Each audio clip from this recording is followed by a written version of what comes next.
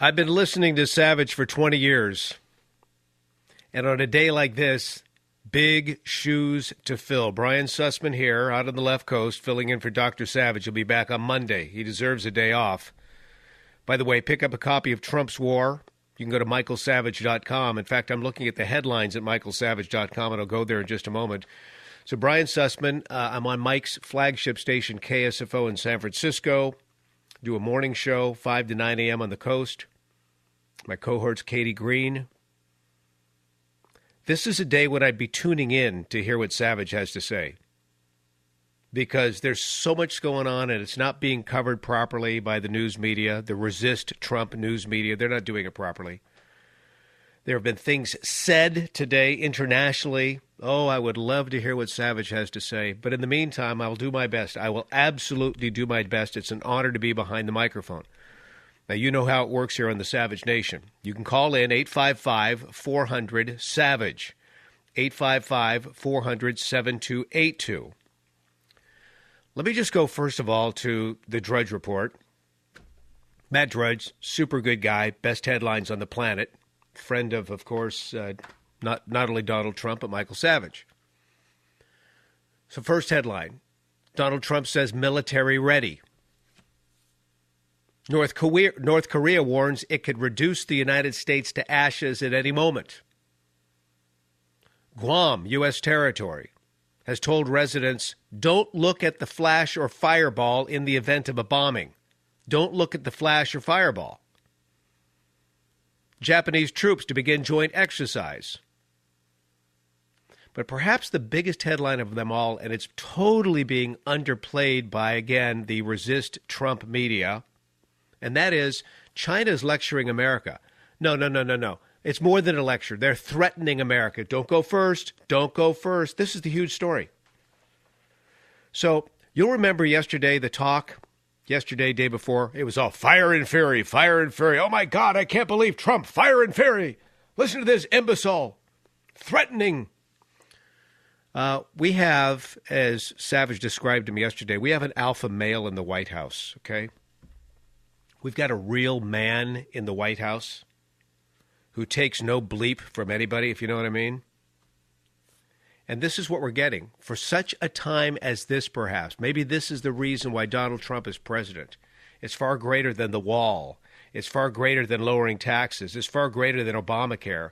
It's standing up to a murderous regime that has no respect for human life. Do you understand? No respect for human life. So the media was all crazy. Oh, fire and fury. I can't believe he said that. Fire. Okay. Where are they with this statement?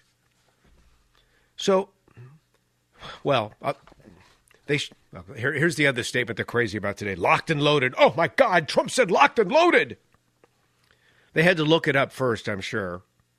The propagandists and the resist Trump movement and the media, they had to look. What does he mean by lock and loaded? Better look there. Oh, it refers to preparations for shooting a gun. Guns! By the way, the term was popularized in a 1949 war film starring John Wayne called Sands of Iwo Jima. But let's get back to the story. Here's the big one.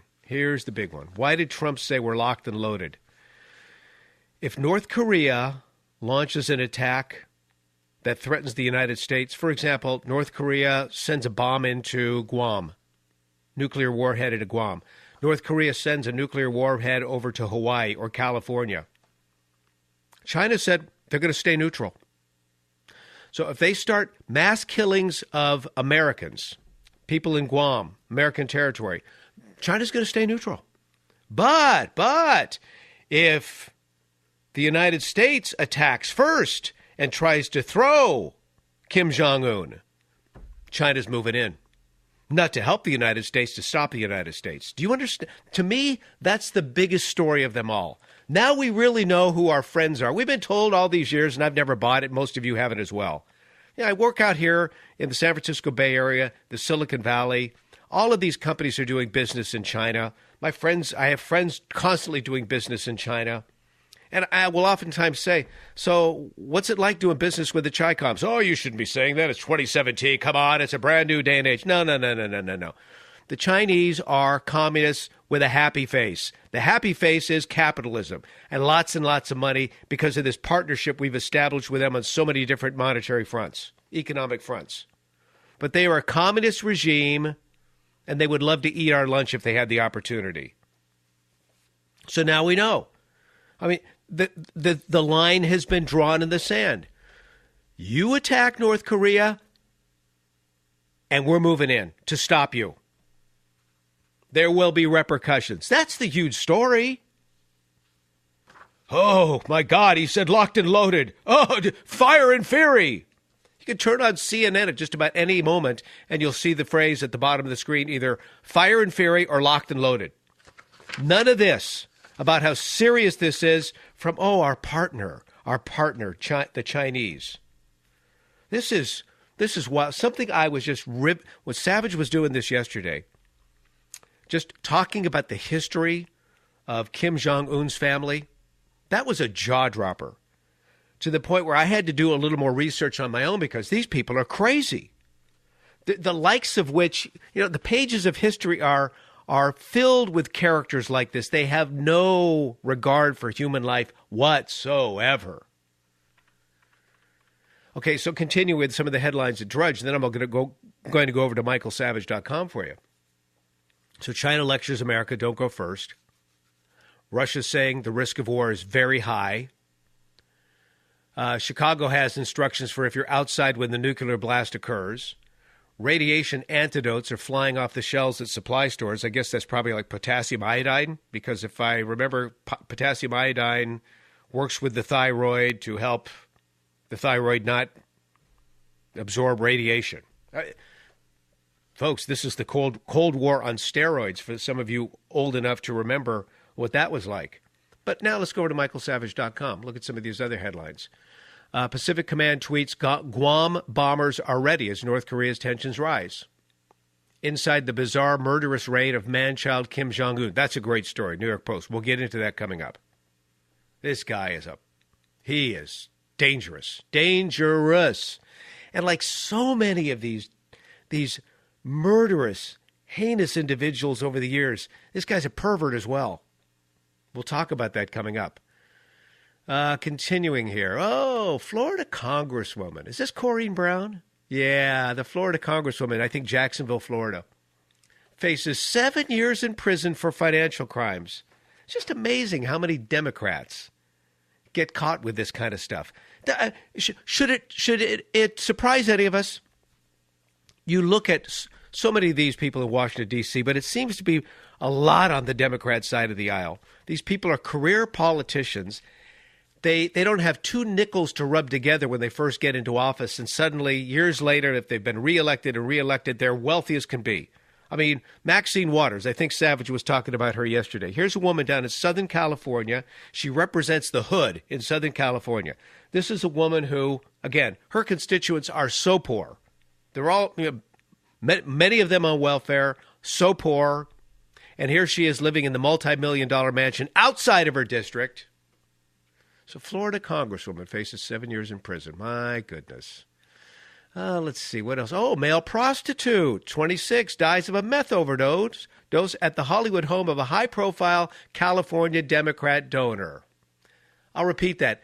26-year-old male prostitute dies of a meth overdose at the Hollywood home of a high-profile California Democrat big roller donor. Oh, my goodness. Bloomberg, Trump's legal team is no match for Mueller's. Okay, this is another big story.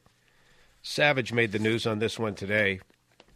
Well, it had to do with this show yesterday. On yesterday, he was comparing Mueller to the Soviet spy chief Lavrentiy Beria. Beria served as Stalin's he was chief of Stalin's secret police. This guy was a dangerous character for sure. So Savage makes the comparison to Mueller. Now, what's the comparison with Mueller? Okay, he's not a murderer. He doesn't poison people. Because some say that Beria is even rumored to have poisoned Stalin back in 1953. But here's the deal. You ready for this? It was Beria who said this: "Show me the man and I'll show you the crime." Show me the man and I'll show you the crime. This is what Mueller's doing. He's the Berea of America. You'll hear Savage talk about that a little later. I asked the producers to carve out that clip from yesterday's program. So you're going to be hearing that here on the Savage Nation. Other stories in the news. My goodness. We have a professor at a major university here in the United States who gets it right. It's always wonderful when this happens. He says fascist intolerance in the guise of fascist intolerance in the guise of tolerance is running rampant in the nation's college campuses. Isn't that the truth? Finally. Gosh, I wonder how long it's going to be before this guy gets silenced for saying that. I hope he's tenured, otherwise he's gone. And then, the Google madness. You've heard about the story, the manifesto that was drafted by a guy at Google. It was actually drafted about a year ago. But this past weekend, it came out via social media.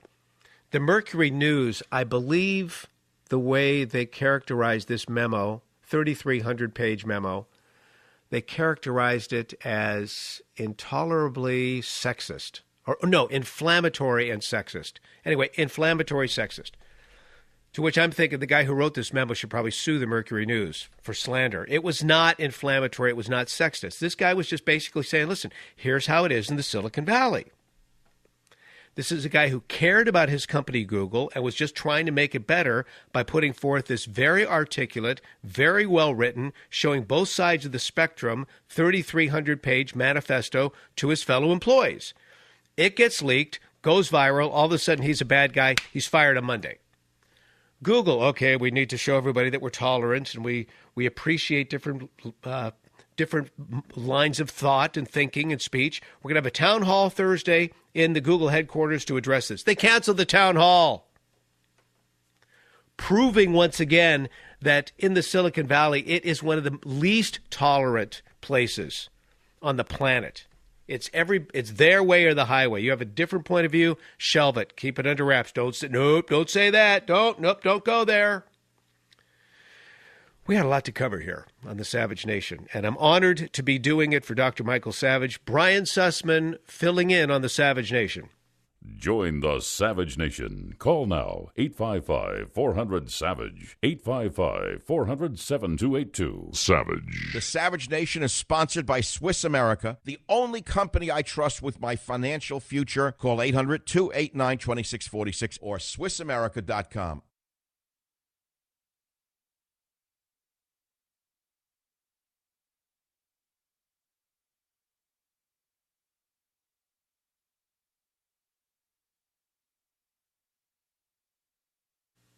Sussman filling in for Savage. In just a moment, you'll hear Savage's solution for North Korea.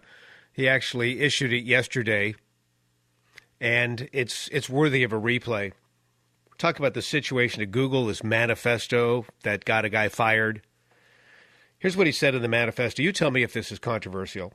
Google's left bias has created a politically correct monoculture that maintains its hold by shaming dissenters into silence. This is typical of what's happening in the entire Bay Area, especially in these Silicon Valley firms. Those of you who work in such firms know what I'm talking about. But then he talks about the difference between men and women. I guess this was just over the line for some people. He's saying, I'm simply stating that the distribution of preferences and the abilities of men and women differ, in part due to biological causes. And these differences may explain why we don't see equal representation of women in tech and leadership. Makes sense to me. He says, we always ask why we don't see women in top leadership positions, but we never ask why we see so many men in these jobs. His point, these positions often require long, stressful hours that may not be worth it if you want a balanced and fulfilling life. And he says that's generally speaking what women want. Balance, fulfillment. Guys want career. Mine's bigger than yours. Okay, and for this he gets fired. Ray is checking in on the Savage Nation. And, of course, the phone number here, 855-400-SAVAGE. Ray is in the Bay Area. Ray, go ahead. You're on the Savage Nation. Brian, it's always great to have you filling in for the doctor when he's not in. The left is always crying McCarthyism here and there and with many things that Republicans are doing. But is this not a modern-day McCarthyism? I mean, in its purest forms. Yeah, it really is, without question. But don't call it that. These people call it tolerance. These people call it fairness. They would look at, well, I don't know where this Googler that came out with this manifesto stands politically. I think he was just a guy that was looking at things rationally, trying to help his company get better, and for that he gets fired. And that's it. The truth is dead. You can't be truthful anymore lest you hurt someone's feelings. Right. It's an amazing place that we're in right now, and it's actually quite dangerous because they're accusing the opposition, being us, of everything that they're doing. Yeah, to the point where we're called the fascists, but in fact, they're using fascist tactics to silence anyone who doesn't agree with them. And they can't see it. They're completely blinded to it. In fact, they're righteous in what they're doing. They really think they're doing a good thing. I'm hanging up on myself, Brian. All right, there he goes. That's Ray checking in via KSFO. We'll talk about this. I also want to, you have to hear, this is what happened to me yesterday. I'm listening to the Savage Nation out here on the coast. It's 1:30 my time. It's 1:20. It's exactly this time. It's exactly this time yesterday, but at 1:30. So an hour forward on the coast. And Savage is getting ready to go to break, and he says, when I come back, I'm going to tell you what I would do to solve this North Korean situation. And I'm thinking, I got to get into a meeting. So I missed that part of the show. I asked the guys to poll what Savage's solution was, because I want to hear it. So we're all going to hear it next on the Savage Nation. Really looking forward to that. Brian Sussman filling in. Don't forget michaelsavage.com. And also Trump's war, now more important than ever. Sussman on the Savage Nation. Join the Savage Nation. Call now, 855-400-SAVAGE, 855-400-7282. Savage.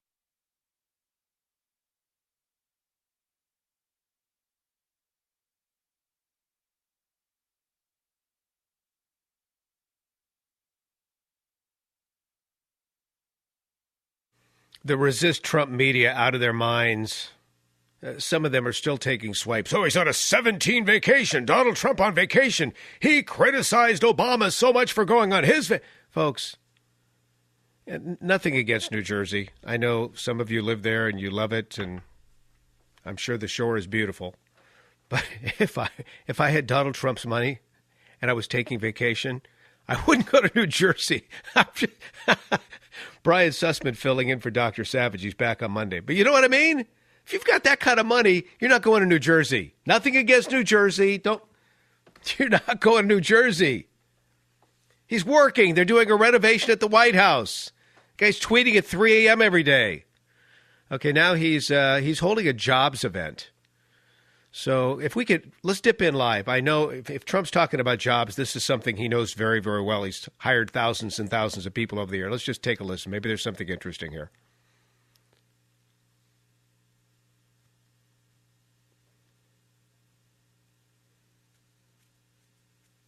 Good.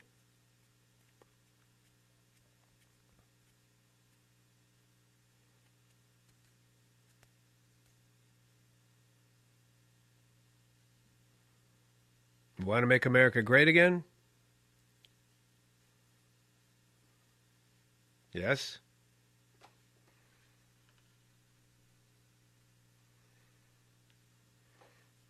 So he'll take questions, then he'll want to talk about fire and fury.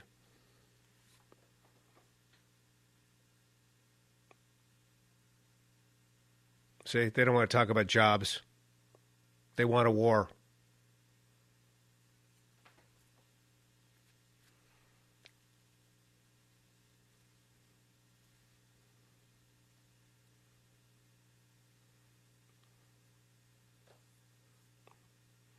Fire and fury, locked and loaded. I get it. No, don't show your cards like Obama always used to.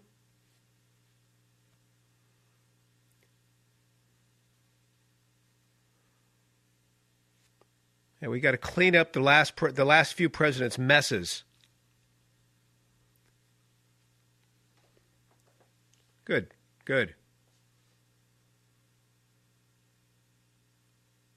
She's a loser. Okay, diplomatic, that's fine.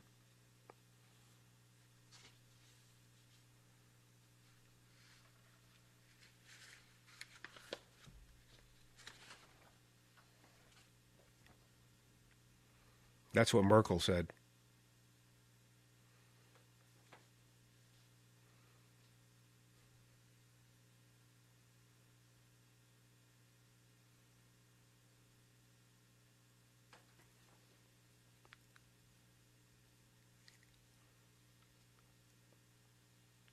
Finally, we've got an alpha male. Yes. This murderous thug of a man.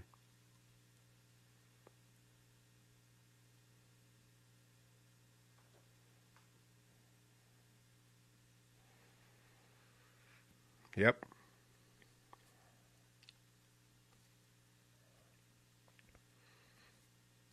Good.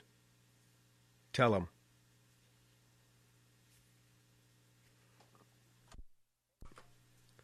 That's the kind of talk that Americans love to hear. None of us wants to go to war. God knows that. But when you've got a maniac with nuclear capabilities threatening us, and this guy, bloodlust, he doesn't care about humanity. By the way, Brian Sussman filling in for Dr. Savage. What was Savage's solution? We'll get to that in just a moment. He uttered it yesterday on his program, and I want to replay it because, quite frankly, I didn't get to hear it. This was just a couple minutes before the bottom of the hour break. I had to get into a meeting. I couldn't hear it. I asked the guys to dig it up because I want to hear it. But he was talking about German Chancellor Merkel. Here was her quote today. An escalation of the rhetoric is the wrong answer. She was going after Trump for his statements, fire and fury and locked and loaded. An escalation of the rhetoric is the wrong answer. Then she said, I see the need for enduring work at the United Nations Security Council. Can we step back for a moment? Just unpackage that just for a quick second. The United Nations, they were created with the mission to end war. That was their goal, end war. Their charter was drafted just a few blocks away from this radio station, the radio station that I'm broadcasting from in San Francisco, the one that Michael's been on since the mid-'90s, okay? The charter for the UN was drafted over at the Ferry Building in 1945. So their charter, their mission, end war. So how's that been working out for them? Can we all just agree that is the most worthless organization? And to think that we foot the lion's share of the bill, taxpayer money, that's a disgrace. So what was Savage's answer? This was from the broadcast yesterday. Guys, can I just play it cold, or do we need to set it up any better than that? That pretty much does it? Perfect. I want to hear what Savage had to say in terms of the answer, okay? How do we stop this madman from popping off nukes? Is there a diplomatic solution? What do we do? Here's Michael from yesterday. So let's for a moment use our imagination, our minds, our thought process and say, all right, let's say that the generals succeed in removing this crazy man for the survival of themselves and their nation. So the question becomes, who takes over for Kim Jong-un? And the answer is the occupation of North Korea by troops who would restore order and maintain order and put out all of the lone wolves left from the North Korean dynasty. Just as there were lone wolves after Hitler was defeated and Germany was defeated and Germany surrendered, there were lone wolves who went around killing people and killing Americans, etc., and anyone they considered to be a collaborator. Well, eventually the lone wolf Nazis were hunted down and killed. So you will need an American presence of our best and brightest special forces there to make sure they keep the damage contained.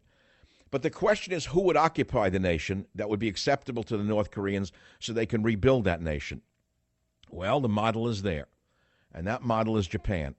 Japan was totaled after World War II.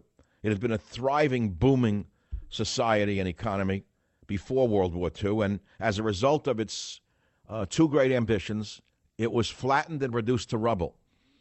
And so we came in, we occupied Japan, we the United States, and through billions of dollars, we rebuilt Japan. And of course, then they outtraded us and almost put our automobile industry out of business, almost put our electronics industry out of business. But that's a topic for another time. So that leaves Uncle Sam with the burden of occupation. I know you don't want to hear it. Who else is going to occupy it? Who else could occupy it? Well, there is a possibility. You could say the UN, but the UN is an incompetent military force. I don't think they could be used. The Australians, maybe. I don't think they have a big enough army. Who then could be used to occupy North Korea and help them rebuild their country to a model along the lines of South Korea? I don't know who that could be, but my answer is simple. Occupation and rebuilding. The funds should all come from Japan. We shouldn't spend a dime on rebuilding North Korea. Every dollar should be coming from Japan, Japan, Japan. Now, there's one fly or two flies in this ointment. The salve that I just concocted for you in the pharmacy of my mind has a fly in it. And the fly is quite simple. China would not want a booming North Korean economy. China is very happy to have a hermit state where people live in hell on its border for two reasons. One, it is of no competition to their own economy. Two, it serves as a reminder to the Chinese, most particularly the generals, of what could happen to them if they step out of line. So I'm not so sure that the Chinese leadership would want North Korea to become a democracy. But those are the initial sketches from one man's point of view. That was Michael Savage yesterday. And I think that was a well thought out sketch in the pharmacy of his mind, as he said. Let's go to the lines on the Savage Nation. Brian Sussman filling in. 855-400-7282. So let's go to WABC. Eunice is on the line. Eunice, you're on the air on the Savage Nation. Go right ahead. Yes, sir, Brian. Thanks so much. Great job filling in. I just wanted to let you know that, Mr. Kim Jong-un is basically a bully, and he has been quiet for the last 2 days since Trump kind of responded to him. And this is all rhetoric. He knows that our power, military power, no match for his, and we can decimate him like in 1 second. So all this, we just need to ride it behind Trump and basically silence Kim Jong-un. And China hold the key to everything. The pavement from China to North Korea, the road was paid for by the Chinese government. So they depend heavily on selling goods to North Korea, and they've been doing it for a long time. And the last thing I wanted to ask you is, what do you think Trump's strategy should be toward the Republicans? It pretty much looks the Republican Congress pretty much kind of abandoned him. What do you think his strategy should be? That's a great question, and thanks for checking in on the Savage Nation. The swamp is so deep and so thick. Those who are in the resist Trump movement, of course, everybody on the Democrat side of the aisle, and many on the Republican side of the aisle, they want to resist the change that he would like to bring to Washington, D.C. Why? Because they, too, are beholden to the lobbyists and the special interests in many ways and shapes and forms. You've got the Democrats against him, many Republicans against him. You've got K Street against him. You've got so many within the bowels of the federal government against him. You have the media against him. The deck is so stacked, and that's why we're not getting fair and balanced coverage regarding what's going on with North Korea at this point in time. That's why you have to turn to shows like The Savage Nation to get the truth. But I don't know. For years, we always pined that we wanted a non-politician in the White House. We've got that guy. And the Republicans need to be on notice that it wasn't a conservative base that elected Donald Trump. Hardly. Oh, there were many conservatives, and there were libertarians, and there were independents, and there were people that have no idea what they are, other than they just like the idea of making America great again. And you've got disaffected Democrats and people who haven't voted for years. You've got all those people, and that's what the Republicans have to remember. They need to remember that. So as we continue on the Savage Nation, there's a couple questions we have to ask. How did the North Koreans get these nukes? Because it's a long story, but it's a story that definitely includes the Clintons, to which I think, aren't you so glad that Hillary is not the president of the United States at this particular time? My gosh. So we'll talk about that on the Savage Nation. And then, fascinating story. It's up at michaelsavage.com.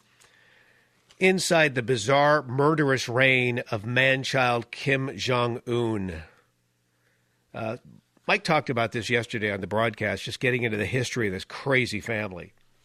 But more details come forth in this particular article, which we'll pick apart as well. Plus, of course, your calls. A lot of people want to check in. 855-400-SAVAGE is the number. 855-400-7282. As always, Brian Sussman, proud to be filling in on this, The Savage Nation.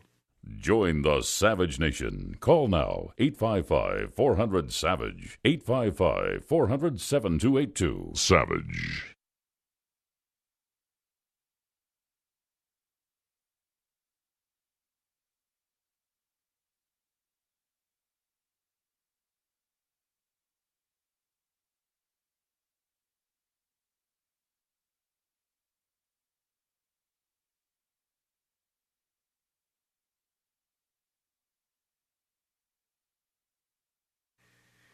Brian Sussman filling in for Dr. Michael Savage on the Savage Nation.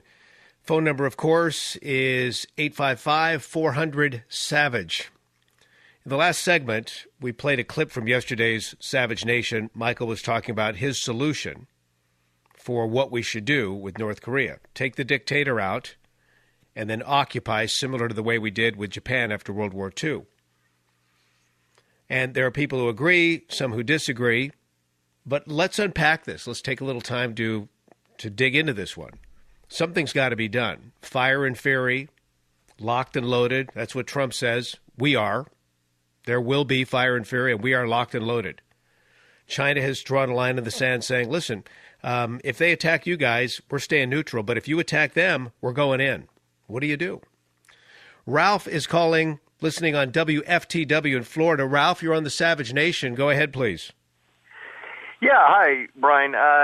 You make a great guest host, and I hope one day you get your shot at a regular show because you do very well filling in for Dr. Savage. But one thing I'd like to say is I think as opposed to rebuilding North Korea afterwards, I think we need to take it one step further and go for reunification. Just like when the Warsaw Pact fell apart and Germany reunified, I think we need to go towards reunification instead of just rebuilding them so that there's one Korea and we don't have to worry about this mess popping up again anytime in the future.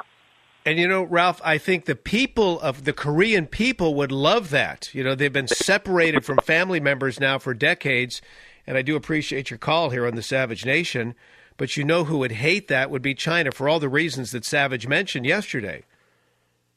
Could you imagine? I mean, South Korea. Look at the electronics market and all of the great products that come out of South Korea, the great enterprise companies that are serving the world with electronics. What does China do with electronics? Anything they have is basically stolen technology. Nothing's original. And even then, a lot of the stuff made in China is crap. So if you were to allow the South Koreans essentially to bring that technology into the entire state, they would be an economic force that would be very, very significant to reckon with. China doesn't want that. Right across their border? No way, no how. So there is that. North Korea provides for China a buffer, a military buffer, so to speak, so they don't want to lose that as well.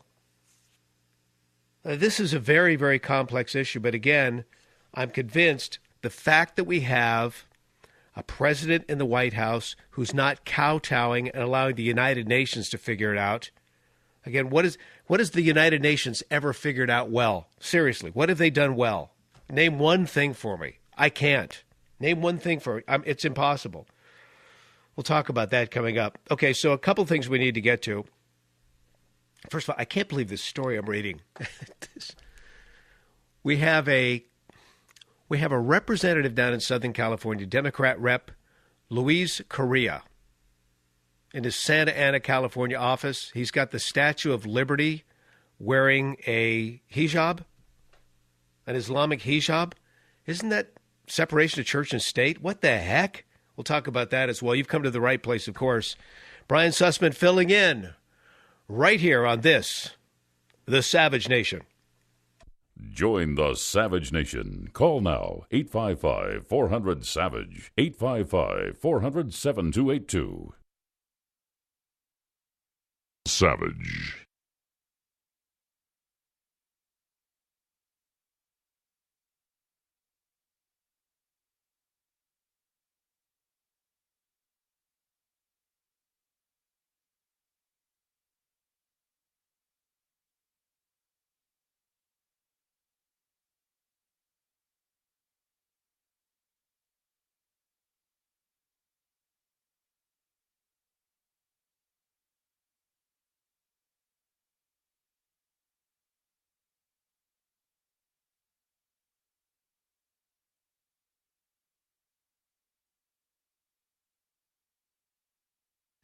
Trump was on the air earlier today, not too long ago, talking about if other politicians, if other leaders here in the United States said the exact same thing that he has said, they'd be lauded for it. Oh, that was wonderful. Yes, so brave, so powerful, so diplomatic.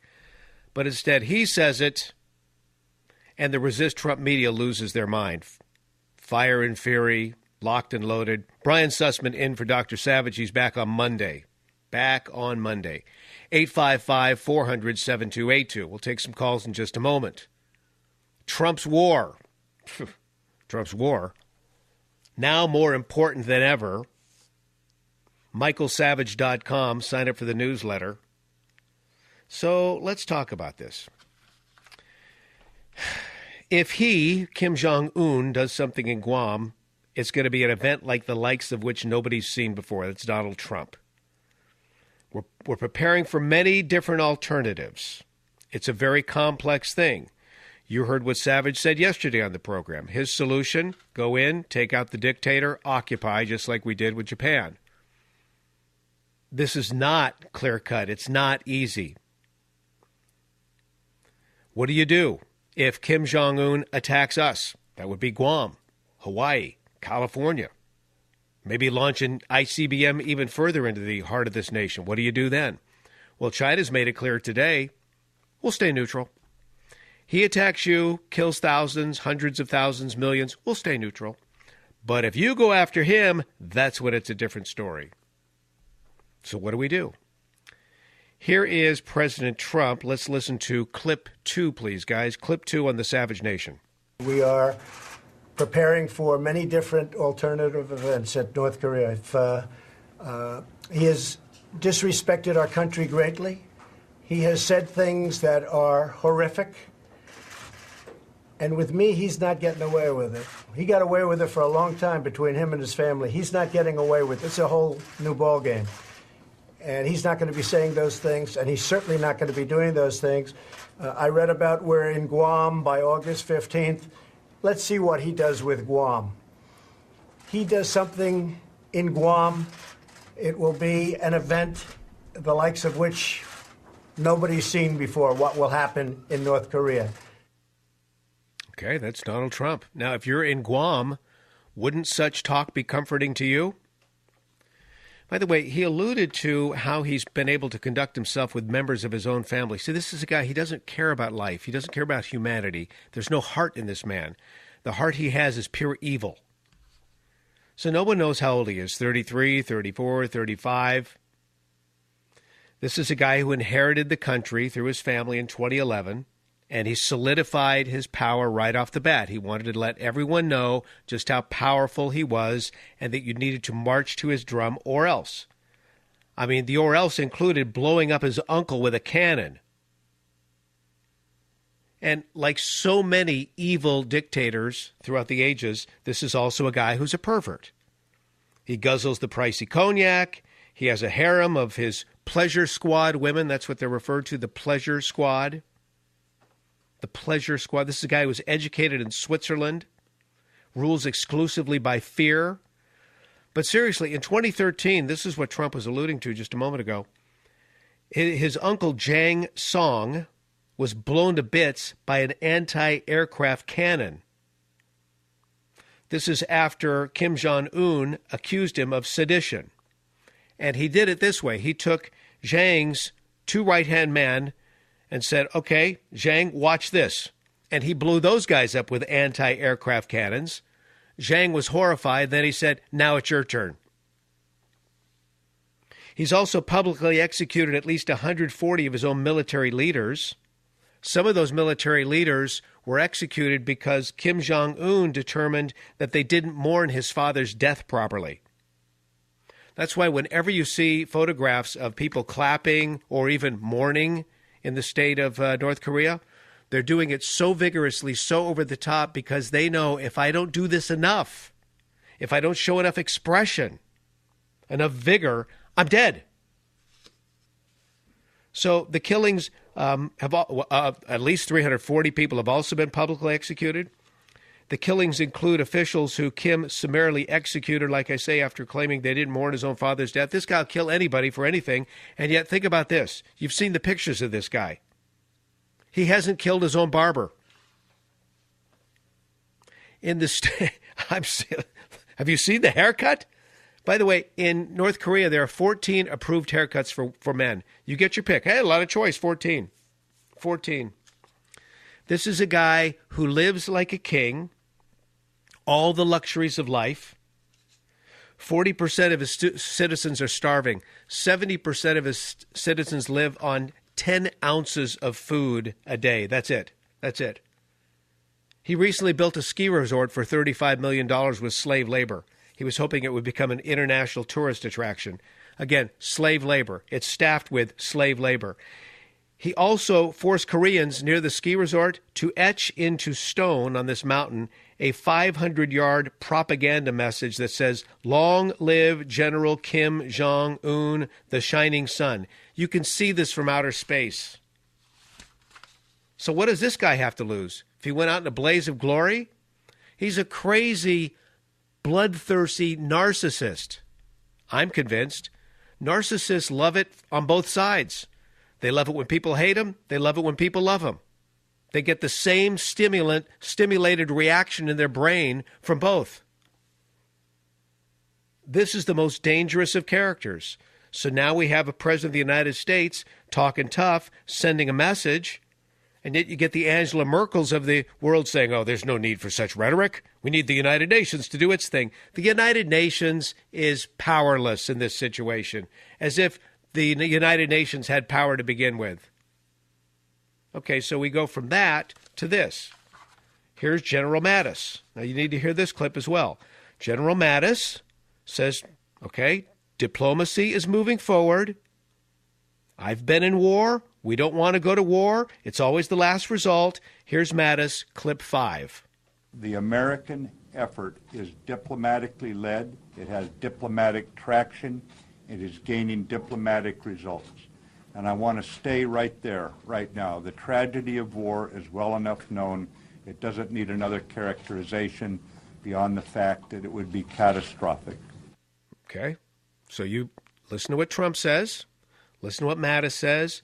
There's your balance. There's your balance. Now, here's what James Clapper says. Okay, James, this is a swamp creature, resist Trump member. This guy's a liar, in my opinion. He's the former director of national intelligence. This is James Clapper. And listen, he is saying in this clip, it'll be clip 8, guys, in just a moment. He's actually saying, if you listen to this, my takeaway is he's saying Kim Jong-un is rational, Trump is not. Are you ready for this? Take a listen. We don't have that much insight, really, into the internal mechanisms of how the North Koreans make decisions. I suspect it's basically one guy. And he's rational on their scale, but I do worry about this unprecedented level of bellicose and threatening rhetoric from the president. I really wish he'd just let his Secretary of State and Secretary of Defense do that for him, and that he kind of throttle back. But that's, I think that train has left the station a long time ago. There you go. My takeaway, Kim is rational, Trump is not. Now, let's go. This is an interesting caller. I'm not sure where Larry, calling out of WABC, is coming from. But, Larry, you're on the Savage Nation. Go ahead, please. Hi, good afternoon. As far as where I'm coming from, I'm a conservative. I voted for Trump, and I would vote for Trump again. However, Trump is no tough guy. Trump is a draft dodger and a punk. But my point is with regard to North Korea. Oh, yes. Okay, wait a second. You just said, I voted for him, I'll vote for him again, but he's a punk. So you like to vote for punks. Is that what you prefer? You like to vote for punks. This is a setup call. This is a setup call. Right? Why is it a setup call? Because you don't believe... Because, okay, just get to your point, and my guess is your point has to do with you're going to stand up for the North Korean regime. That's what you're about to do. You're going to stand up for the North Korea regime. Go ahead, Larry. Go ahead.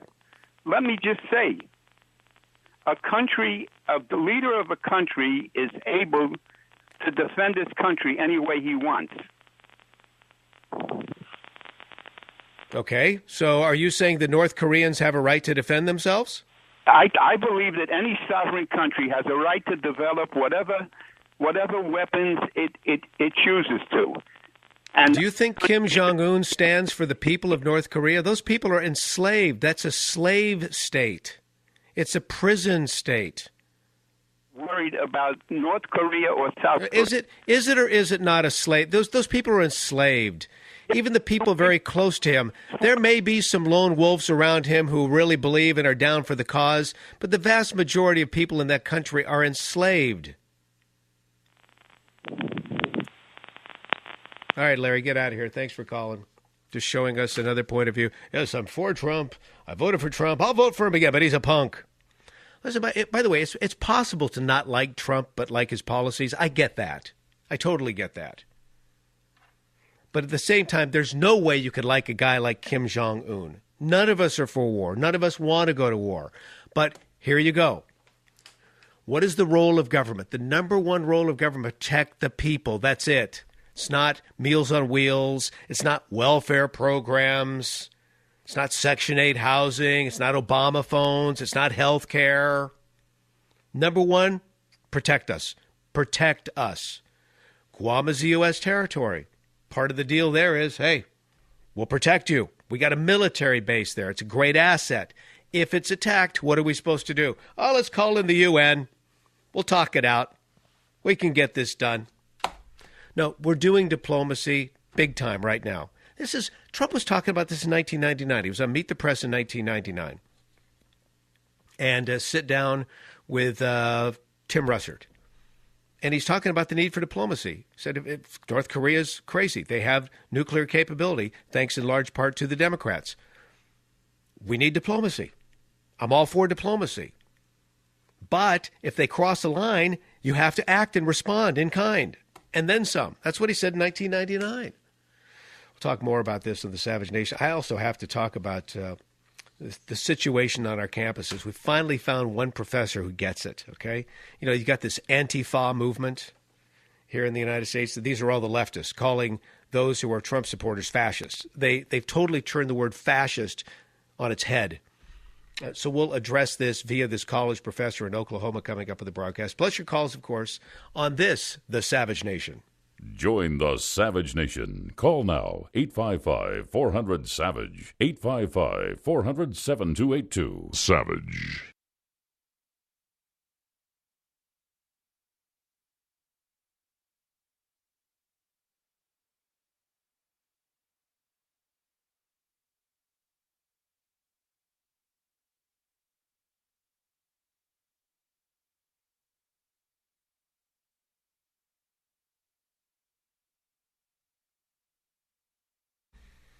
How did this little dictator get those nukes? We'll talk about that coming up in the Savage Nation. Brian Sussman filling in for Dr. Michael Savage. And, of course, Michael's back on Monday. Some of the other news. Oh, here we go. Fat studies. Yeah, we've got a fat studies course. This is up at Oregon State University. Spring course on fat studies. According to the syllabus for the course, subjects will examine, quote, body weight, shape, and size as an area of human difference, subject to, here we go, privilege and discrimination. So thin people privileged, fat people discriminated against. Why didn't we know?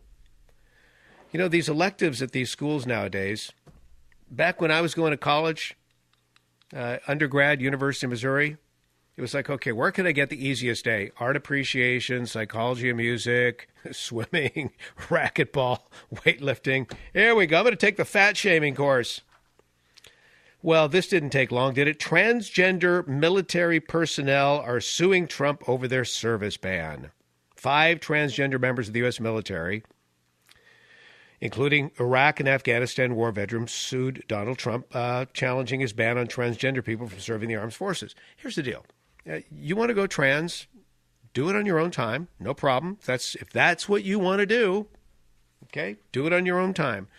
But when you're a member of the U.S. military, here's the deal. You've signed up to be a part of the military, And your job is to be ready at any moment to go out there and be deployed to destroy things and take care of the bad guy, right? That's what you do in the military. And I just mentioned the word deployed. You need to be ready to be deployed. The problem is when you're trans in the military, it begins with a medical review and then mental health counseling and therapy, and then the hormone treatments, and then ultimately, if it's deemed to be something medically necessary, the transition surgery. So when you're getting the therapy, you can't be deployed. When you're in the hormone therapy, you can't be deployed. When you're in surgery, you can't be deployed. Therefore, you're not able to do the job that you signed up to do. That's why the ban is necessary. It's nothing about hate. It's nothing about being a phobe. It's nothing about being any of that. It's practical. These guys and gals have a mission. They need to be there and be ready to do what needs to be done. Okay, so there's the lawsuit. Great. Oh, yes. Google's CEO now has said James Damore, the guy who wrote that 3,300-page manifesto, which, by the way, is very even-handed. I've read the whole thing, sliced and diced it. It's easily available to find on the Internet. The CEO of Google is saying the manifesto hurt employees and made them feel judged. And as a result, they canceled their big diversity meeting. They were going to have a town hall. Oh, but we can't do that out of safety concerns. So, in other words, in the Silicon Valley, and trust me when I tell you, I live here, so I kind of know how it operates, there's only one way or the highway. And if you're not in lockstep with the culture, just keep it to yourself, go out there and earn that paycheck. Lots more to come on the Savage Nation. So how did these guys get these nukes to begin with? We'll be pointing fingers at a certain president named Clinton. We'll talk about that coming up. And we'll be taking your calls as well on the Savage Nation. Brian Sussman filling in for Dr. Michael Savage. Join the Savage Nation. Call now, 855-400-SAVAGE, 855-400-7282. Savage.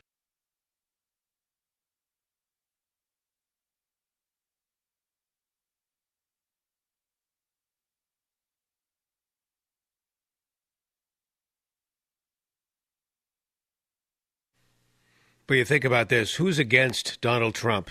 Well, you've got certainly everybody on the Democrat side of the aisle. You have many on the Republican side of the aisle.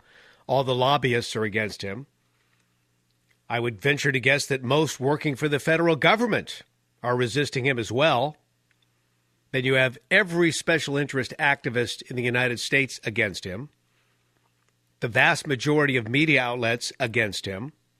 Many world leaders against him. I mean, leaders within the free world. And then, of course, you got this little punk who's the dictator against him. How did they get their nuclear weapons? By the way, Brian Sussman filling in on this, the Savage Nation. Michael's back on Monday, taking a 3-day break. Don't forget michaelsavage.com. That's the website. Sign up for his newsletter. And also purchase a copy of Trump's War. If you have one already purchased, well, then how about this? Buy one for somebody else. Get the word out. This is Trump's war. Everybody I just stated, all the entities I just stated, they're all out to get this guy. How did North Korea get nuclear weapons? Everything I've read, estimates are as many as 30 nuclear weapons. Now, in May, North Korea sent a letter to our lawmakers in Washington, D.C., saying any sanctions would only cause its nuclear testing program to, quote, gather greater pace beyond anyone's imagination. By the way, this afternoon we have learned that the Korean Central News Agency is saying we consider the U.S. no more than a lump which we can beat to a jelly any time. No more than a lump which we can beat to a jelly at any time. This goes way back. This goes way back to the Korean War, obviously. U.S. forces laid waste to North Korea, and the North Koreans haven't forgotten. 650,000 tons of bombs, perhaps as many as 20% of the Korean population killed by the U.S. in the war. They haven't forgotten this. After the war, North Korea tried to convince its wartime ally China to help them build a nuclear program. China denied. The Soviets then helped North Korea set up their first nuclear reactor back in 1964. Of course, we were told, no, it's going to be used for medicine and research purposes, etc. Yeah, right. So that's in 1964. In the 70s and the 80s, North Korea started getting sensitive nuclear technologies from Europe, specifically Belgian scientists. And lo and behold, it wasn't long before the North Koreans had the technology set up and they deployed a plant. But the groundwork for North Korea's uranium nuclear weapons program was laid in the 1990s. So there are two entities here. They got help from a guy named Dr. Khan, who was the pioneer of Pakistan's atomic bomb program. He orchestrated the transfer of uranium centrifuges, enrichment machines, technical data to North Korea over a period of several years. And then there's the Clinton administration. This is just one of the biggest boondoggles in the history. Bill Clinton paved the way for North Korea's nuclear warmongering 2 decades ago. He had the power at the time to stop this growing threat from the hermit kingdom of North Korea, but he did nothing about it except embolden them and empower them. So Bill Clinton signed a diplomatic deal with North Korea back in October 1994. You can read all about it yourself. They called it the Agreed Framework. And it promised billions of dollars in aid to North Korea if they would just stop the nuclear war machine. Don't go there, guys. So China was forced to pick sides at this point in time. And, of course, we know where they stand. They've already told us today that if you attack and try to take out this dictator, you will pay. In so many words. However, if the dictator attacks you, we're neutral. We're neutral. Now, of course, Clinton was president. Go back in your memory banks here, 1993 to 2001. This North Korean deal of 1994 is why open societies should never negotiate arms control agreements with rogue regimes like the North Koreans, or for that matter, Iran. The North Koreans, here's what they did. Jimmy Carter was the emissary for the Clintons. The North Koreans totally duped this guy and the Clinton administration and the world. Or did they? Or did they actually believe? Anybody with a brain in their head, you can't trust these guys. You can't trust these North Koreans. But the Clinton administration decided we'll subsidize the North Korean nuclear program in exchange for a promise that North Korea will limit itself to civilian nuclear power. So they'll have these power plants. They need electricity. We'll allow them to go forward with their electricity needs and medical research, etc. And in exchange for them just kind of putting the cool their heels on this nuclear program, we're going to give them lots of aid. We'll give them heating oil, and we'll give them wheat. Actually, I'm looking at the deal right here. It pledged that Washington would not threaten Pyongyang with nuclear weapons or use nuclear weapons against them. So that was we pledge, we will never do that to you. We also pledged construction in North Korea of 2 light water nuclear reactors costing about $4 billion. By the way, paid for with U.S. taxpayer dollars. So they said, see, these will be light water nuclear reactors. They won't be capable of producing weapons-grade materials. So this will just be for fuel. And then the other thing we're going to do is give them massive supplies of free oil. All of this paid for with U.S. tax dollars. So now the infrastructure is in place. And the rest is history. And Trump was talking about this. Trump was talking about this in 1999. So everything I told you about went down in 1994. We have the audio. This is Trump on Meet the Press. Tim Russert's the interviewer. 1999. Take a listen to this. You say that you, as president, would be willing to launch a preemptive strike against North Korea's nuclear capability? First, I'd negotiate. I would negotiate like crazy, and I'd make sure that we tried to get the best deal possible. But look, Tim, if a man walks up to you in a street in Washington, because this doesn't happen, of course, in New York, but if a man walks up and puts a gun to your head and says, give me your money, wouldn't you rather know where he's coming from before he had the gun in his hand? And these people, in 3 or 4 years, are going to be having nuclear weapons. They're going to have those weapons pointed all over the world, and specifically at the United States. And wouldn't you be better off solving this really potentially unbelievable, and the biggest problem, I mean, we can talk about the economy, we can talk about Social Security. The biggest problem this world has is nuclear proliferation. And we have a country out there, North Korea, which is sort of wacko, which is not a bunch of dummies, and they are going out and they are developing nuclear weapons. And they're not doing it because they're having fun doing it. They're doing it for a reason. And wouldn't it be good to sit down and really negotiate something, and ideally negotiate? Now, if that negotiation doesn't work, you better solve the problem now than solve it later, Tim. And you know it, and every politician knows it, and nobody wants to talk about it. Jimmy Carter, who I really like, and he went over there. It was so soft. These people are laughing at us. The former general of the Air Force, Merrill McPeak, the former Secretary of Defense, Les Aspin, said you could not launch a preemptive strike against North Korea because the nuclear fallout could be devastating to the Asian Peninsula. I'm not talking about us using nuclear weapons. I'm saying that they have areas where they're developing missiles. No, but taking out their nuclear potential would create a fallout. Tim, do you know that this country went out and gave them nuclear reactors, free fuel for 10 years? We virtually tried to bribe them into stopping, and they're continuing to do what they're doing, and they're laughing at us. They think we're a bunch of dummies. I'm saying that we have to do something to stop. But if the military told you, Mr. Trump, we can't do this. You give me 2 names. You're giving me 2 names. I don't know.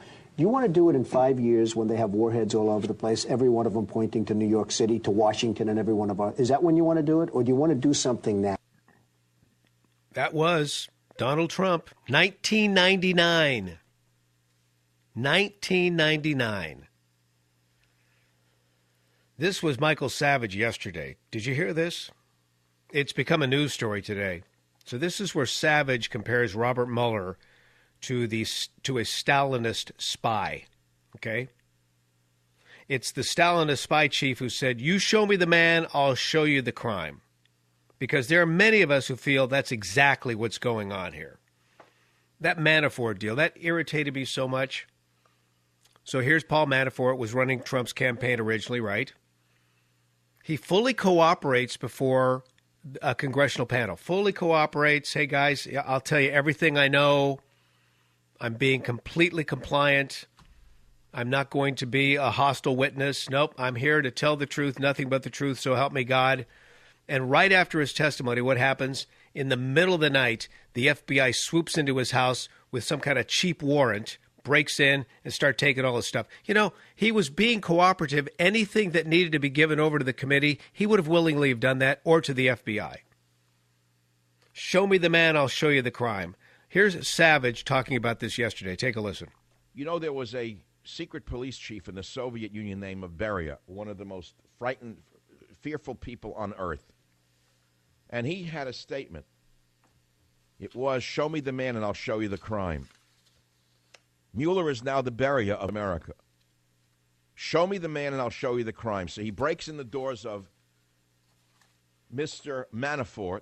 The day after Manafort testifies, by the way, and cooperates with the Senate and the FBI uses Soviet-style tactics of kicking in his door with a fake search warrant gotten from some crackpot judge. And now we're living in the Soviet Union, and we're sitting here not recognizing what's going on in this country from the American so-called Democratic left.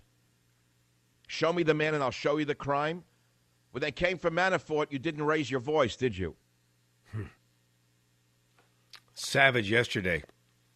Whew. Okay, here we got a guy speaking out. This is Dr. Everett Piper. Everett Piper is the president of Oklahoma Wesleyan University. He's talking about fascist intolerance in the guise of tolerance. So you've got these Antifa movement, the anti-fascist movement. They're all over the college campuses. They're all well organized, well funded. George Soros is throwing in a lot of money to help these people out. Agitators resist Trumpers on steroids. And they've taken the word fascist and turned it on its head. He said this kind of tolerance, which is total intolerance, is running rampant in the nation's college campuses. No wonder we're seeing it in the Silicon Valley. All these young millennials working in the Valley come out of these colleges. They think this is the norm. So anyway, listen to what this guy had to say on Fox News. Go ahead, please. Ideas have consequences. They matter. There's no such thing as a neutral idea. Good ideas lead to good culture, good community, good corporations, good government, good kids, and bad ideas lead to the opposite. Your grandmother said garbage in and garbage out, and she was right. Ideas have consequences, and we've been teaching this narcissism and self-absorption. We've been teaching victimization for decades. Why are we surprised to see self-absorbed, narcissistic students who are being vengeful and demonstrating vice rather than virtue in the public square? Genius. Genius. Thank you very much. Okay, so now we go from that to this. It's now considered to be microaggressive when you have normal size seats in the college classroom. So just your average size seat is being deemed microaggressive now. So if that's the case, boy, I sure hope that they take this to the seats in airplanes, because those seats are ridiculous. That makes me want to be aggressive. We're going to talk about this in just a moment. Brian Sussman filling in on the Savage Nation. Right now, 855-400-SAVAGE is the number, 855-400-7282. Again, we'll be right back. Join the Savage Nation. Call now, 855-400-SAVAGE, 855-400-7282. Savage.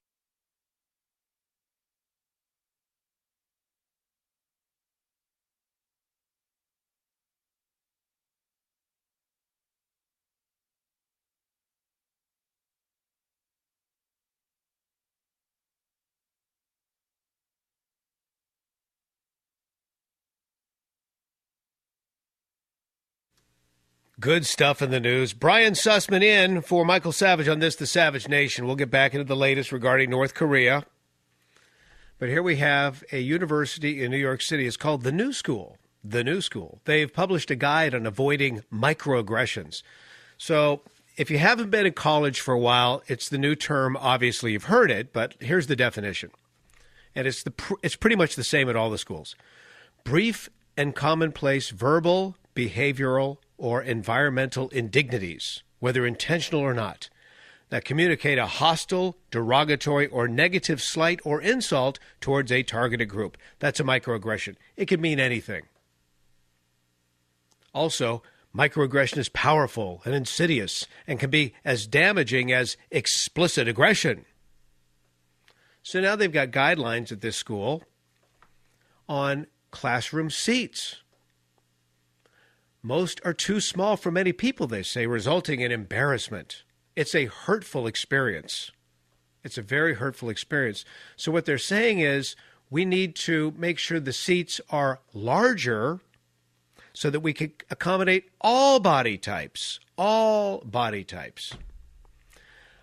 hurtful experiences, by the way, include failing to ask for preferred gender pronouns, or lack of gender studies or ethnic studies as majors. Folks, if you do a gender study as a major or an ethnic study as a major, I will guarantee you one thing. You will be just like the professional comedian who smokes dope. You won't have any work. There'll be no work for you.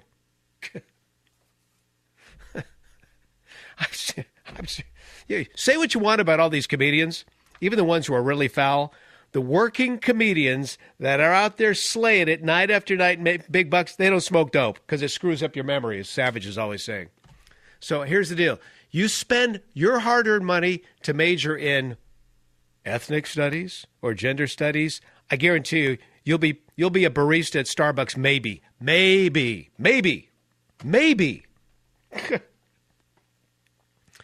So I'm just hoping that they take this mentality. If they could take this mentality of the larger seats being, the seat size is microaggressive because it doesn't accommodate all body types. And that's embarrassing for people. And it's uncomfortable for people and it's hurtful. Do that with the airplanes, okay? If we could take this to the major airlines, because I'm not necessarily the biggest guy in the room and those seats are too small for me. I have to pay extra to get the extra leg room. Lots to talk about, far more important than this, coming up on the Savage Nation. Plus your calls, 855-400-7282. That's 855-400-SAVAGE. Brian Sussman filling in for Dr. Michael Savage on this, the Savage Nation. Join the Savage Nation. Call now, 855-400-SAVAGE, 855-400-7282. Savage.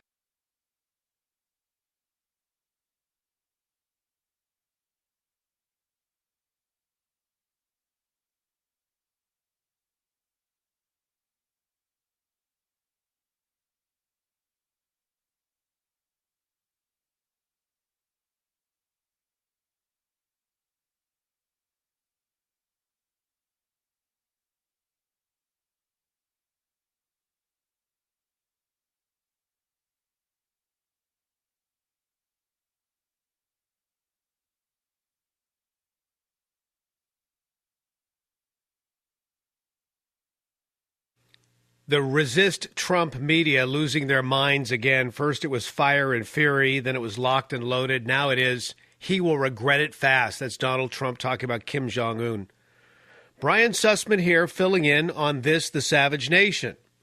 We'll check the headlines for you at michaelsavage.com in just a moment. Do not forget Trump's war. Trump is at war. We're not just talking about North Korea, who hates him and is threatening war. Well, that's what I would call it.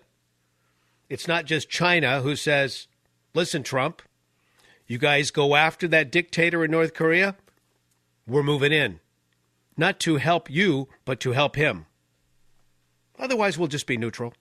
Yeah, these are our big friends over there in China. You know, the people that make all of our stuff for us. The people who without us would have an economy that's pretty much like the third world. Yeah, those guys. Those guys who can't invent anything of their own accord, but they have to steal anything that they do develop. They have to steal the technology. Those same people who look at South Korea and say, we don't want South Korea to take over North Korea because then we'll have them to deal with. That's competition we can't handle. So again, fire and fury, locked and loaded. Now he will regret it fast. But what everybody's forgetting is the big story, which I just alluded to a moment ago. China threatening the United States. Here's the quote right from the Communist Party newspaper. It says, this is from the Global Times, China should also make clear that if North Korea launches missiles that threaten the United States soil first and the U.S. retaliates, China will stay neutral. If the U.S. and South Korea carry out strikes and try to overthrow the North Korean regime and change the political pattern of the Korean Peninsula, China will prevent them from doing so. Now, of course, the resist Trump media would like you to believe Trump's a warmonger. Trump's a warmonger. That's what they're saying. But let's look at Trump in context, okay? Let's look at Trump in context. Here he is on Fox News saying, I would like to de-nuke the world. De-nuke the world. Now, leave it to Fox News to carry this clip, because I'm sure that CNN wouldn't, and MSNBC certainly would not. But this is clip 4. Take a listen. I know that President Obama said global warming is the biggest threat. I totally disagree. I say that it's a simple one. Nuclear is our greatest threat worldwide. Not even a question. Not even close. So I'd like to de-nuke the world. I would like Russia and the United States and China and Pakistan and many other countries that have nuclear weapons, get rid of them. But until such time as they do, we will be the most powerful nuclear nation on Earth by far. You would never hear Obama say something like that, and certainly had Hillary won, you'd never hear her say that either. And by the way, we're finding out about Hillary's pastor after her loss, equated her loss with the death and resurrection of Jesus Christ. In other words, yeah, she died, but she'll be back. Come on, please, please. The swamp, even permeating the pulpit. So now, again, to keep this in context, let's listen to what our great General Mattis is saying here. Okay, so Mattis is saying diplomacy is moving forward. There's been a lot of talk from both sides, but there's back-channel diplomacy that's taking place, and Mattis would know. Mattis is a guy he's been there, done that. He's seen combat. This is a guy who knows what's at stake if we go to war. He doesn't want that. No military man wants that. That's a last resort. So again, this is the Trump administration, Donald Trump doing a great job of allowing his military leaders to do what they do best, lead, provide military strategy.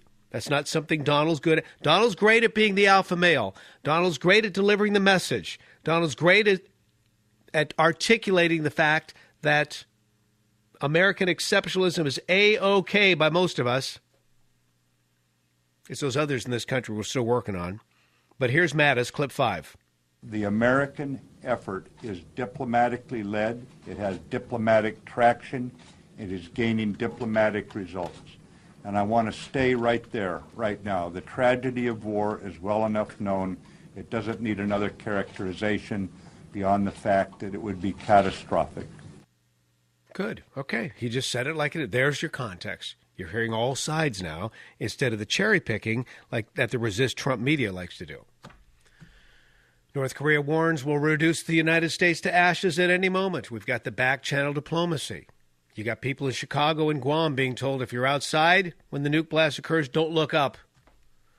You've got this radiation antidote flying off the shelves at these military supply stores, these survivalist supply stores, etc. It's potassium iodine. In the meantime, Trump's approval back up to 45%. In the meantime, company profits are the biggest in 13 years. In the meantime, federal regulations are slowing to a crawl.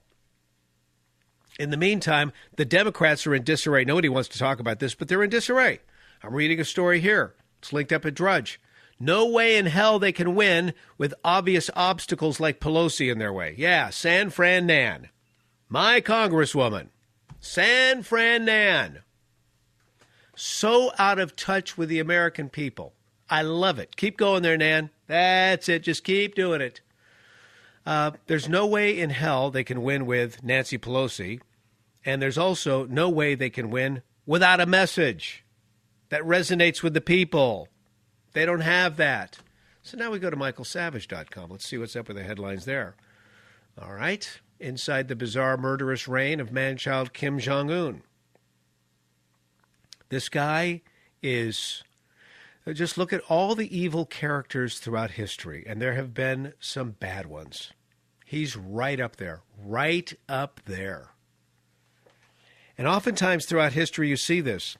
In these family regimes, when the child takes over for the father, the child is oftentimes much worse than the father. It's as if they've got something to prove.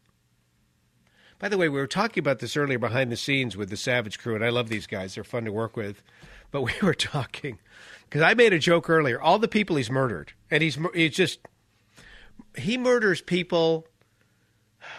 It's almost an everyday occurrence. When you look at the number of people that he's murdered since he's been in office since, 2013, I believe? This guy, a bloodlust, no problem. And on top of that, he's a pervert, sexual pervert. So bloodlust, sexual pervert. But how would you like to be this guy's barber? Can you imagine? He's got this, by our standards, a ridiculous haircut. But there are variations of the haircut from time to time. Now, is that because a barber screwed up and then he was killed? What happens to the barber? That would be the worst position. Think about it.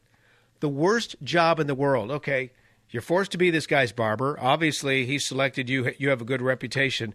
But if you make one wrong cut, one wrong turn of the razor, and I'm not talking about giving him a nick or a cut, but I mean just putting together, how many times have you sat in a barber chair? You ladies who go to stylists, you know what I'm talking about. You come out of the experience, and I like it, but not. If he has that moment, it's going to be off with somebody's head. He'll put them in front of an anti-aircraft cannon and blow them up because that's one of his preferred methods of execution. The bizarre murderous reign of Kim Jong-un. Crazy story. Oh, this is a good one. This is a good one.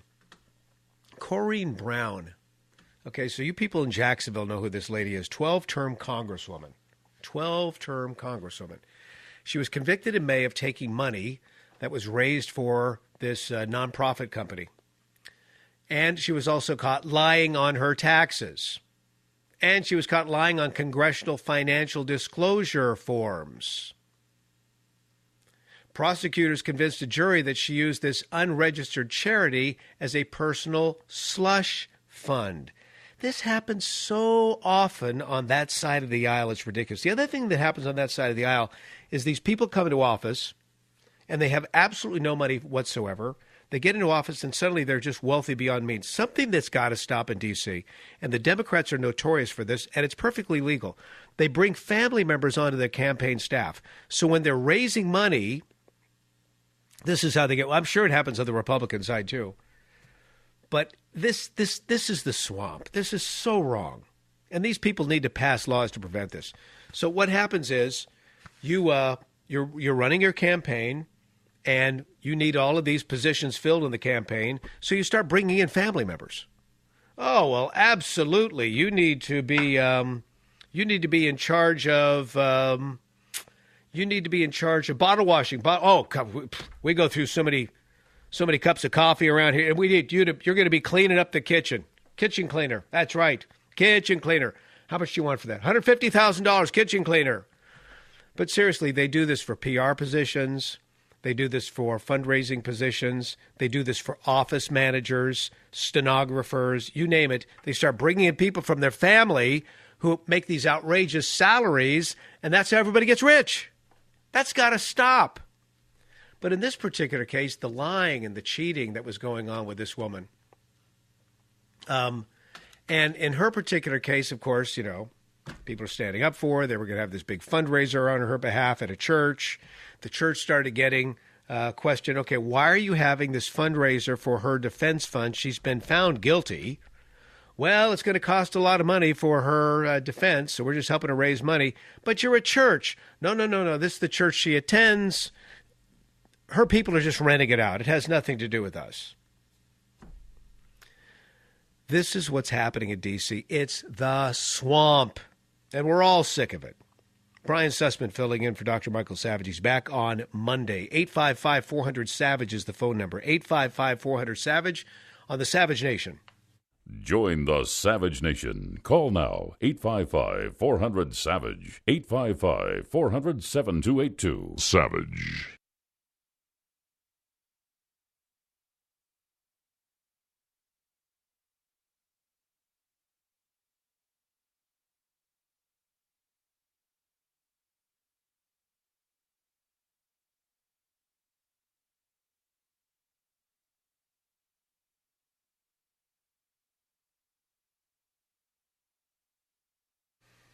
Susan Rice. Oh, we can tolerate nuclear weapons in North Korea. Okay, this is the Democrat mantra. It's okay. What? Susan Rice, former ambassador of the United Nations. We can tolerate nuclear weapons in North Korea. We can, huh? This guy making threats? Oh, we can tolerate it. No big deal. Don't take him seriously. Take him seriously. This guy has no problem with killing large amounts of people. He has no problem with enslaving who knows how many in his own country. He has no problem with 70% of the people in that country living off of 10 ounces of food provided by the government every day. 10 ounces of food, that's it. The only fat person in that country is him. That's it. Kim Jong-un. Kim Jong-un. 855-400-SAVAGE, the phone number. Snowflake Rebellion, university president fighting Snowflake Rebellion. Well, this is what's happening on the college campuses. This is the president of Oklahoma Wesleyan. We talked about this earlier. There was a viral video that took place in 2015, which was basically an open letter from this president calling out oversensitive college students who feel victimized whenever somebody disagrees with them. And this president, Dr. Everett Piper, said, this isn't daycare. This is a university. And now, these 2 years later, he's saying it's the snowflake generation. It's so true. Not everyone, if you're a millennial listening to this program, you got your head on straight. You've got your head, but you know what we're talking about. This sense of you can't offend me in any way, shape, or form. this sense of you can't hurt my feelings. How does this translate in the workplace? Well, we saw what happened at Google. This guy puts out a manifesto. It was a very well-written manifesto as he described the problems he saw at Google, both from the left and from the right. And the best way we could describe him, I was talking to the guys here on the Savage Nation behind the scenes. They saw him in an interview yesterday. He would be a moderate leftist, moderate left-leaning guy. So he writes this manifesto, if you will. And he never called it a manifesto, but of course that sounds nefarious. Manifesto. And they're trying to paint him out to be they're trying to paint him out to be this right-wing kook. That's how they're trying to make it, a right-wing sexist kook. But he says, I mean, when you read what he has said, and I've read it all, he's saying people generally have good intentions, but we all have biases which are invisible to us. Thankfully, open and honest discussion with those who disagree can highlight our blind spots and help us grow, which is why I wrote this document. He wanted his company to be better. He likes working at Google, or at least liked it. Now he's been fired. But he talks about the biases at Google, which he describes as being both left-leaning and right-leaning. But he says Google's left bias has created a politically correct monoculture that maintains its hold by shaming dissenters into silence. Anybody who works in the Silicon Valley, listening to the sound of my voice, you know exactly how that goes down. And you're surrounded by all these, generally speaking, millennials, because it's a young people's biz, who have all been brainwashed at these colleges, and prior to that, their high schools and even junior highs, and they didn't have parents who set them straight. So now they're all in this environment where if I'm offended in any way, shape, or form, I'm just going to go to HR. So Google. And then he goes on to say, on the average, men and women biologically differ in many ways. Duh. But you would never hear that in school. I mean, look at the situation we have with the transgenders, which has been articulated incredibly well by Michael Savage. I mean, we have people who switch out body parts and they still can't change the chromosomes. But we're forced to call them male or female because that's the way they say they are and that's the way they say they're transformed. Okay, so be it. Do your own thing. I don't care what you're doing behind the scenes, but I'm just saying it's impacting the workplace. We can't say there are differences between men and women now. We'll unpack this manifesto in greater detail in just a moment. Plus, we'll hear from you. Brian Sussman filling in on this, the Savage Nation. Join the Savage Nation. Call now, 855-400-SAVAGE, 855-400-7282. Savage.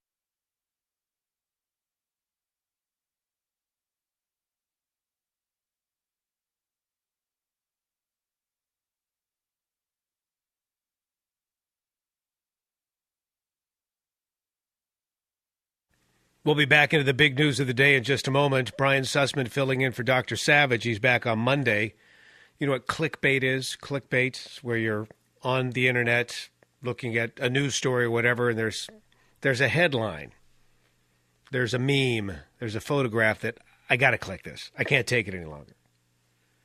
I mean, this is how the Daily Mail makes their bread and butter. You just look off to the side of the Daily Mail. It's women with the biggest boobs you've ever seen in your life, and they're all these stars that I've never heard of before. It's like, okay, you're just getting ready to click. Don't ever do this at work, by the way. You can get in big trouble.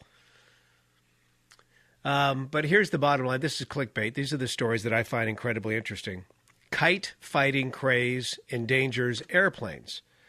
So kite fighting, it's like from the book, The Kite Runner. Kite fighting is very popular, by the way, in South Asia. And these kites, I'm reading this story. It's a Telegraph story.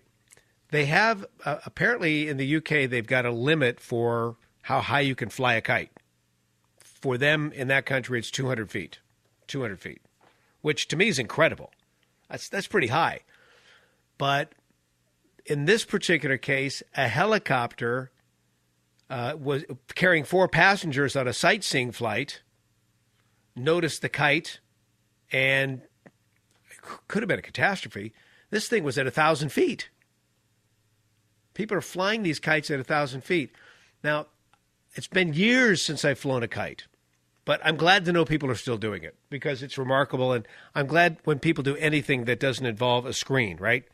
No cell phone, no tablet, no computer. I love it when they're doing stuff, especially involving nature. It's just great to get out there. Because one of the things that bothers me, I see all these fools walking around with their tablets and phones incessantly, and they're missing all the good stuff. They're missing life. I'm hiking up in the High Sierra a few weeks ago on this epic hike. It was about a 4-hour hike altogether. And as I'm trekking up near the old railroad tracks that were, the original Sierra Pacific Railroad tracks, transcontinental railroad tracks, I'm just enjoying the scenery and I'm enjoying the history and it's all good. And somebody drives by in a Jeep and I'm going, oh, good. Some young kids checking it out. 2 adults driving the Jeep. Back of the Jeep, there are 3 kids. They're all just looking at their phones. You're missing out on life. And I think there's another side to this. I think when we get so buried in the technology, we really miss out on God's voice. I mean, creation is his handiwork, right? This is God speaking to us through his creation. And when we're buried in the technology and we've got the earbuds on and we're not paying attention, we're missing out on the greatest and most powerful voice in the universe. But I digress. Kite flying. So I'm thinking to myself, okay, when they're doing these kite fights, sure enough, in the back of my mind, I'm thinking something terrible could happen. And I'm reading that something terrible indeed does happen. They give an example. 2 children in Delhi last year died when their throats were cut by the line as they watched these kite fights taking place. But now the craze is spreading across Britain, kite flying enthusiasts holding competitions on the beaches, and now they're getting up so high, they're doing a number on air traffic. Okay, so that was the first piece of clickbait. The second thing I notice here, goldfish turn to alcohol to survive icy water. Now, I've known this about goldfish and similar species for some time. They can endure very, very cold water. Unlike most vertebrates, which die within a few minutes without oxygen, goldfish apparently have the ability to survive when trapped beneath icy surfaces of, say, frozen lakes and ponds. I mean, literally, it can ice up and they're going to survive. I've always wondered how. So it has to do with alcohol. What happens is the fish converts anaerobically produced lactate acid into ethanol, essentially vodka, which diffuses across their gills into the surrounding water. And this allows them to survive super, super cold water. Okay, pretty cool. Liking that. Next story. Either you are or you are not a fruitcake fan. Okay, see a show of hands here. How many like the fruitcakes? Guys, what do you think? Fruit? Nope. Did I get 2 no's or just 1? 2.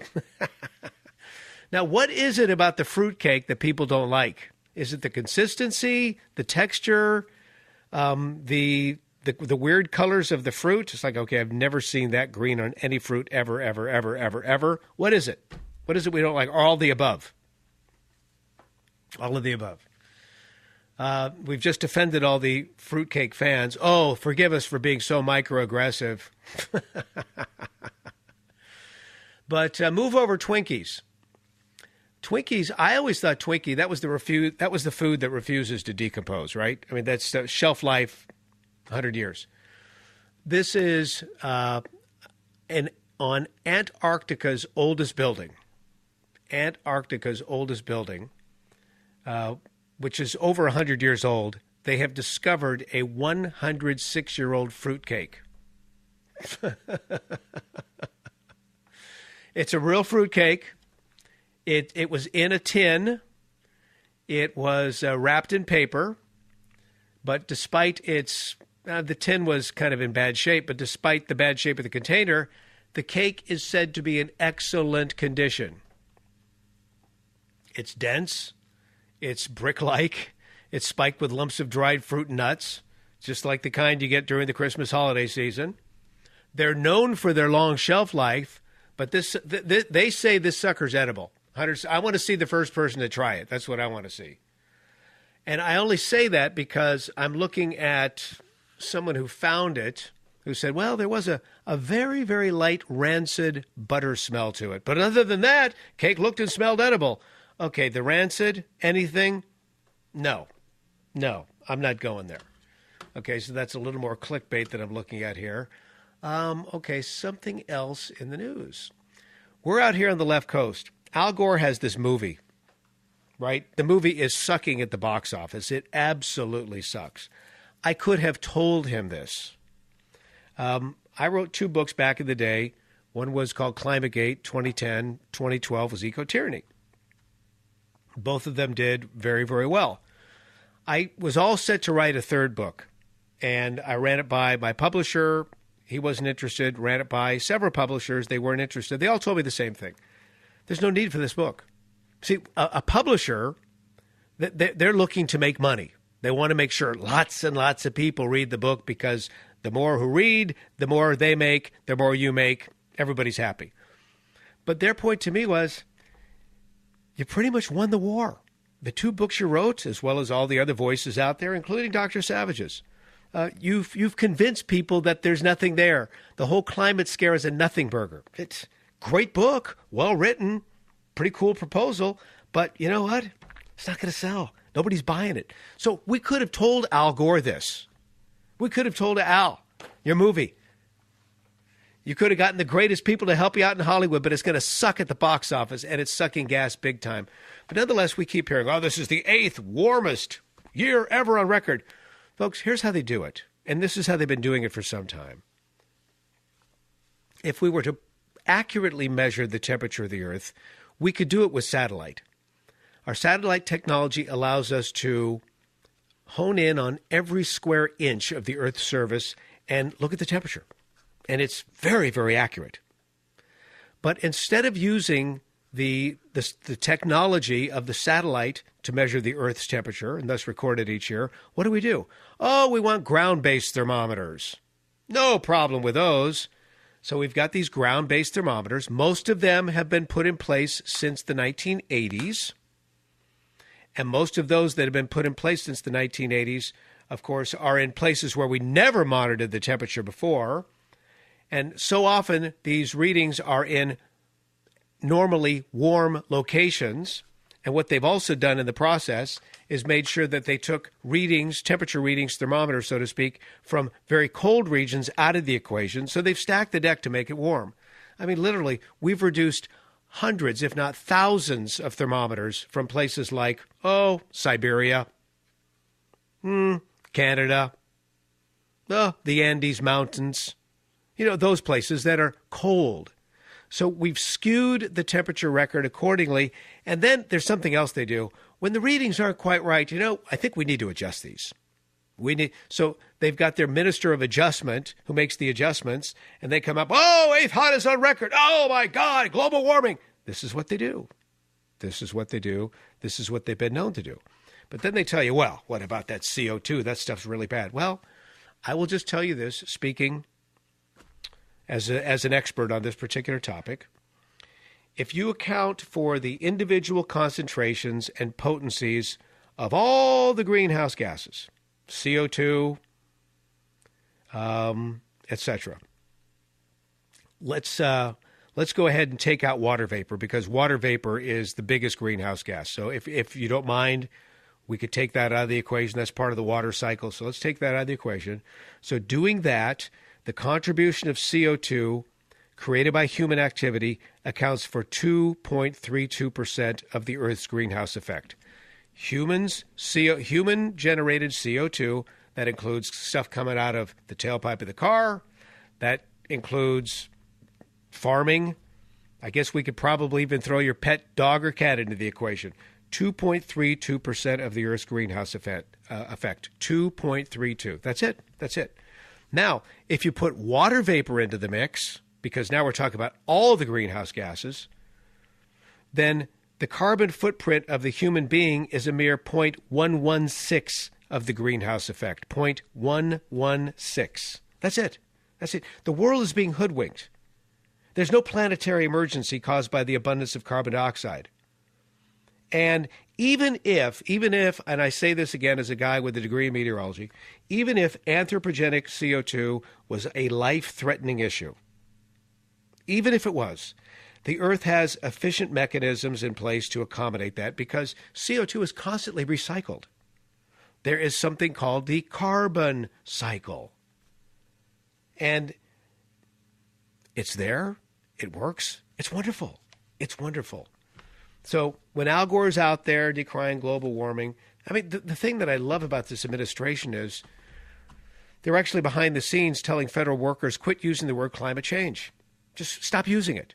Stop using it. So finally, some common sense and real science is coming back into the equation in Washington, D.C., but it's not without a long, hard slog because the resist movement is so deep within the federal government. And therein lies the problem.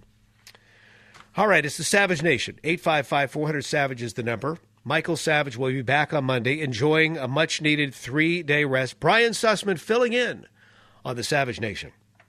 Join the Savage Nation. Call now, 855-400-SAVAGE, 855-400-7282. Savage.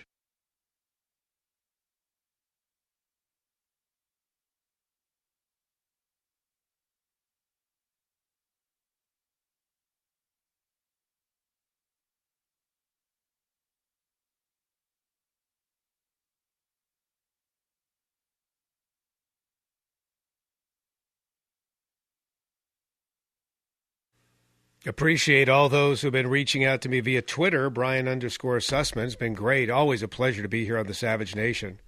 Brian Sussman filling in for Dr. Michael Savage. He's back on Monday. Don't forget michaelsavage.com for all your news needs throughout the course of the weekend, and get the book, more than ever, Trump's War.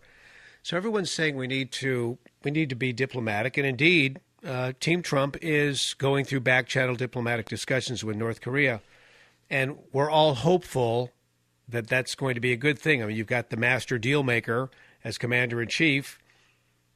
Maybe some kind of deal can be worked out, but no one's ever done a deal with this family before that's been that's lived up to any promise. I mean, what Clinton did was ridiculous. Okay, we'll let you have light water nuclear reactors, and tell you what, if you go down that road. Okay, just kind of hold off on your nuclear bomb ambitions. We'll give you nuclear power capabilities, because you need electricity for the peeps. And then on top of that, just as a reward, we'll give you billions of dollars worth of oil and other free stuff paid for by the U.S. taxpayer. Well, that didn't work. It didn't work with this old man. It's not going to work with this kid. How? I'm just asking the question because it's a question that needs to be addressed realistically. And again, nobody wants war. No one wants bombs a-flying. But how do you trust this guy? He's beyond ruthless. This guy, his old man was a tyrant, and he's worse than his father.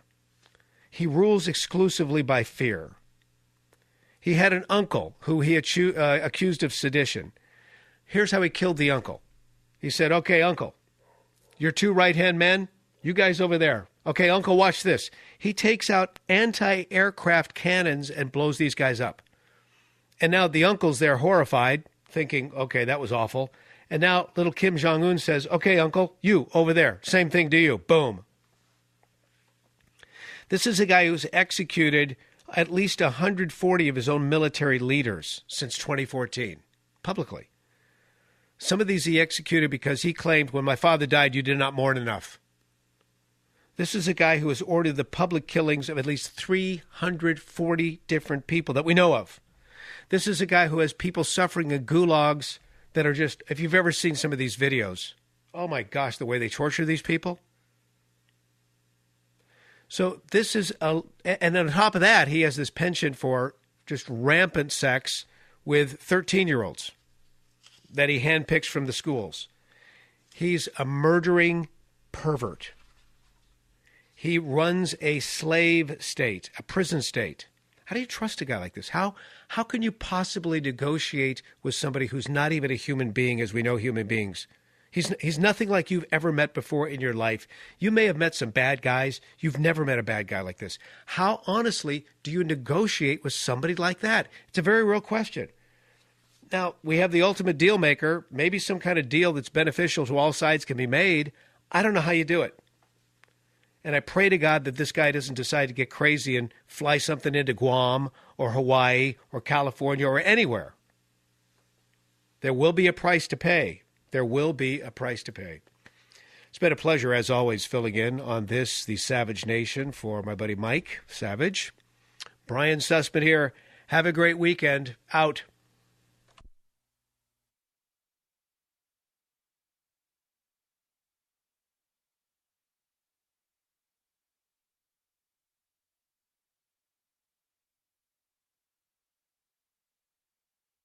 Savage.